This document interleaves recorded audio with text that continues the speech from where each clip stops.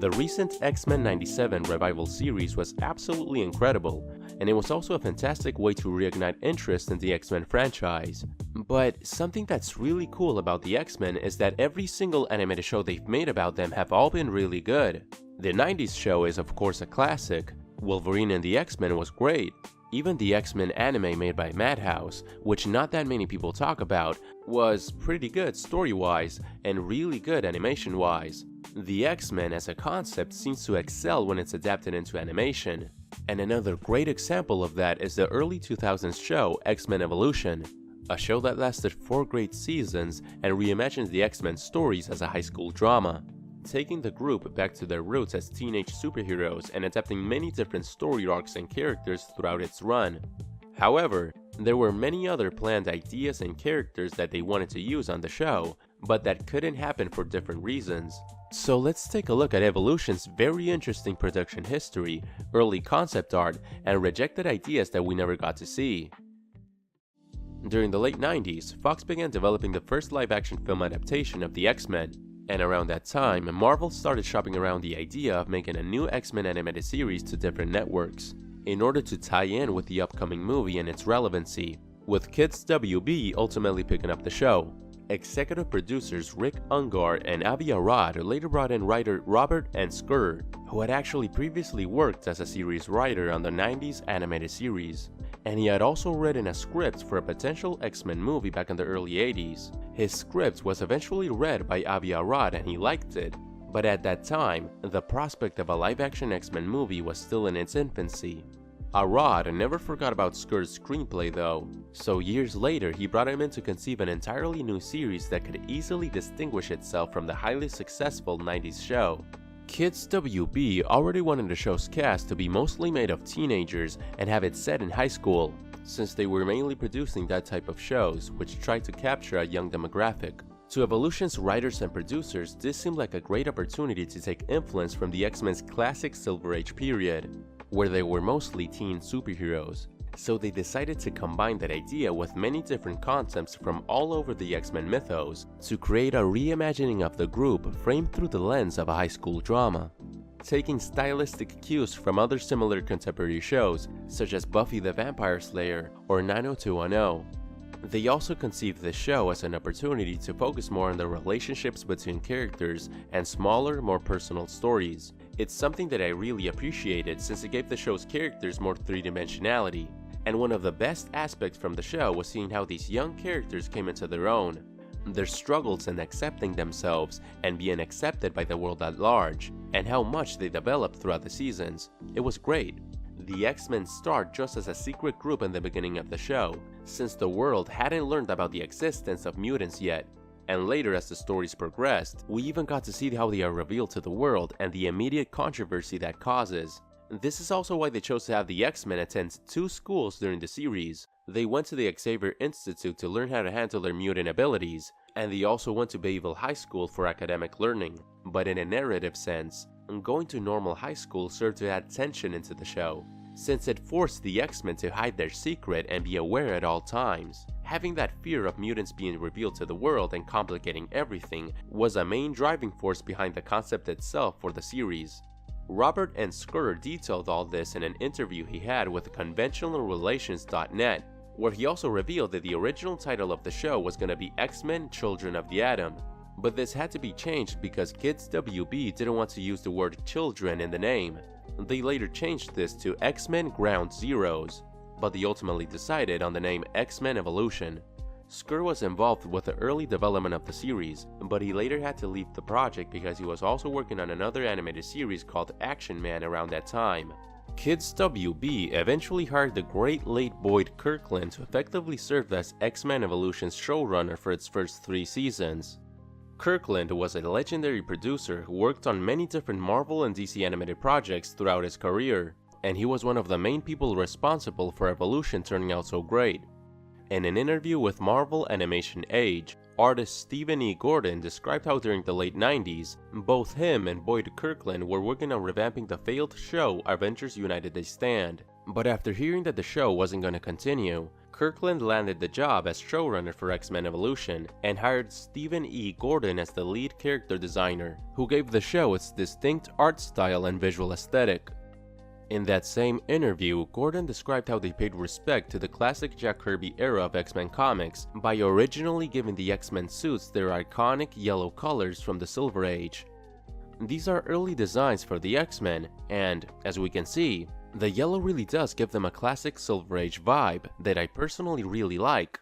I understand that the more subdued, darker colors they ultimately went with for the final designs were more appropriate for the time, and they also wanted to fit aesthetically with the Fox movies. But I would have honestly preferred to see them in yellow suits like in here.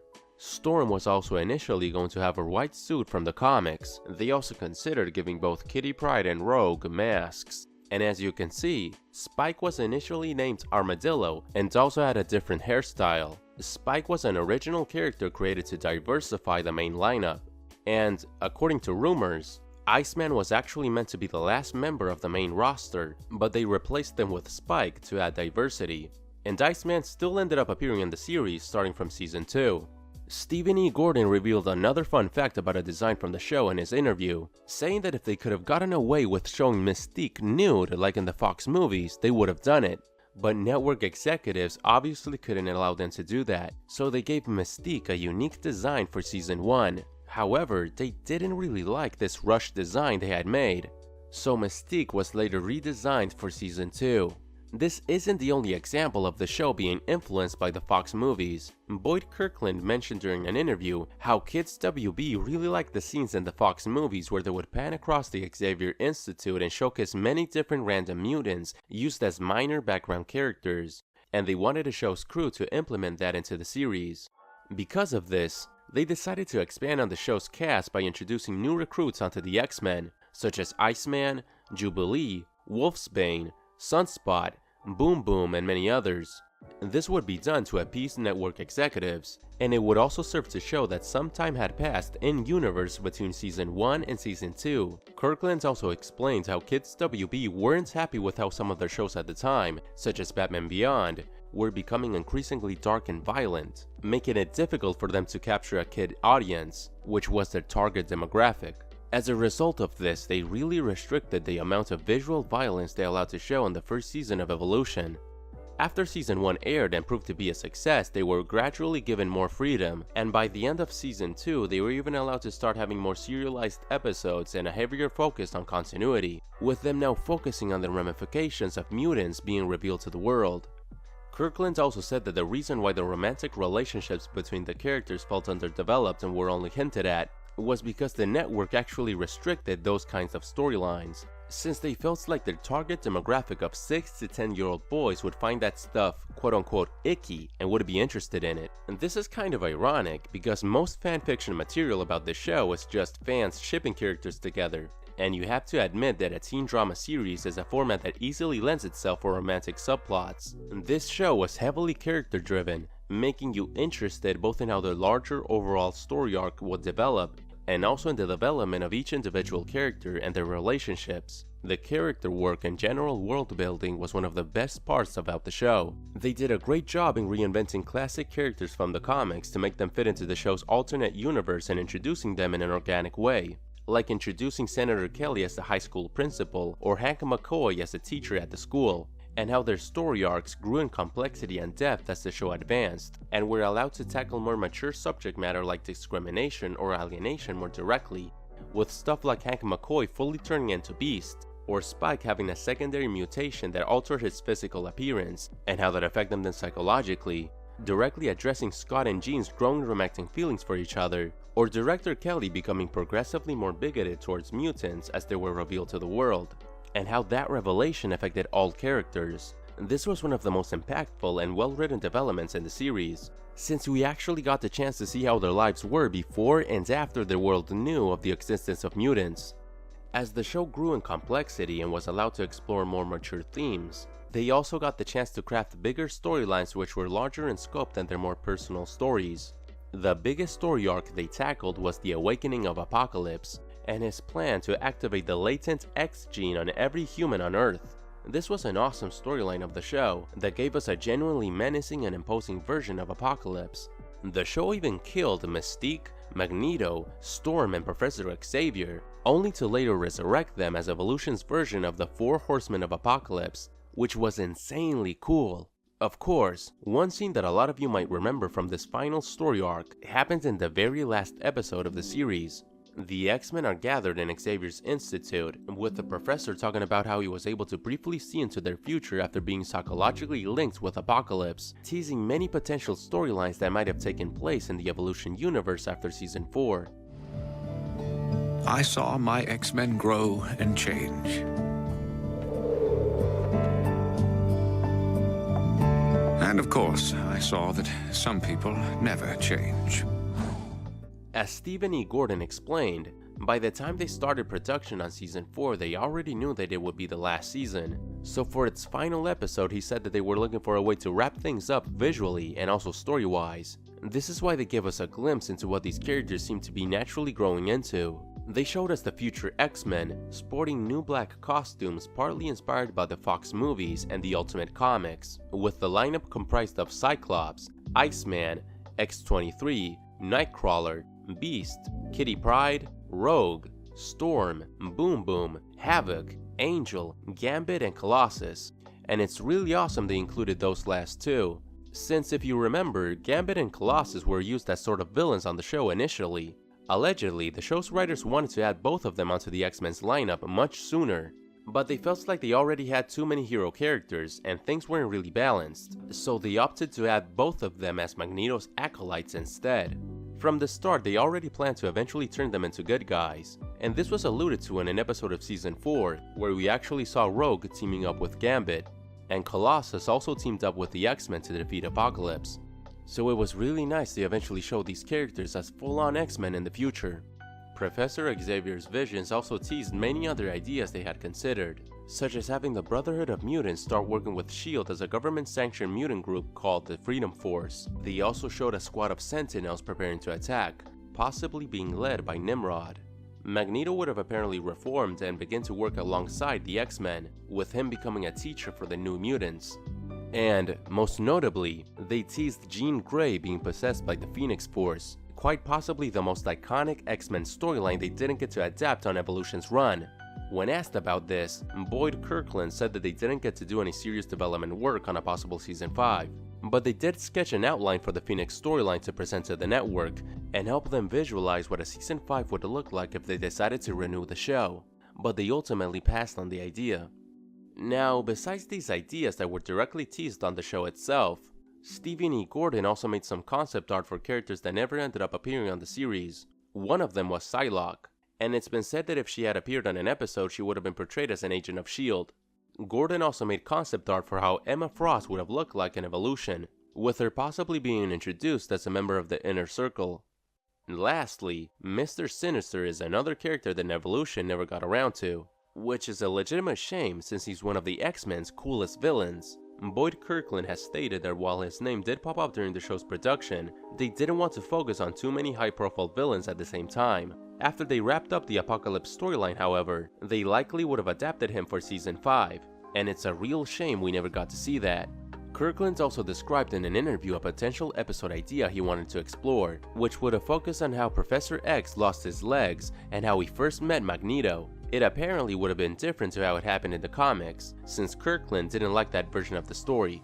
Through the years, there's also been fan speculation and rumors about the show possibly getting into the more outlandish elements of X-Men lore. Concepts such as the Shi'ar race, Madeline Pryor, Bishop, Cable, Rachel Summers, and Cyclops' father Corsair, with some fans saying that these characters might have appeared on Season 5.